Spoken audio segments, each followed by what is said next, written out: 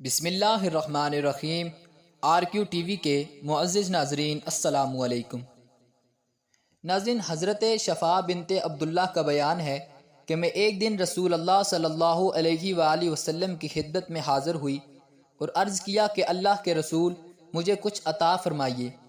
نبی کریم صلی اللہ علیہ وآلہ وسلم نے معذرت کی کہ اس وقت میرے پاس دینے کے لیے کچھ نہیں، مگر میں بار بار اصرار کرتی رہی۔ اتنے میں اذان ہو گئی۔ نبی کریم صلی اللہ علیہ وآلہ وسلم اٹھ کر مسجد میں چلے گئے اور میں قریب ہی اپنی بیٹی کے گھر چلی گئی۔ کیا دیکھتی ہوں کہ میری بیٹی کے میاں حضرت شراجیل گھر میں صرف تہبند باندھے ہوئے ننگے بدن بیٹھے ہیں۔ میں نے ان کو ڈانٹا کہ اذان ہو چکی ہے اور تم ابھی تک گھر پہ بیٹھے ہو۔ وہ بولے کہ اماں جان، آپ ناراض نہ ہو، میرے پاس کوئی کپڑا نہیں جو میں پہن کر مسجد میں باجماعت نماز پڑھنے کے لیے جاؤں۔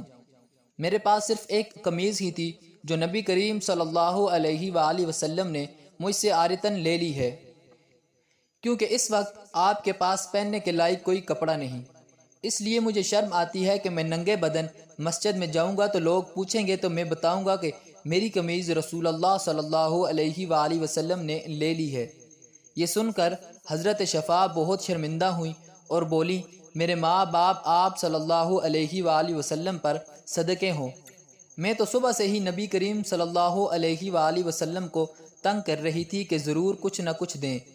یہ مجھے معلوم نہ تھا کہ آپ کے پاس تو اپنے پہننے کے لیے قمیض تک نہ ہے۔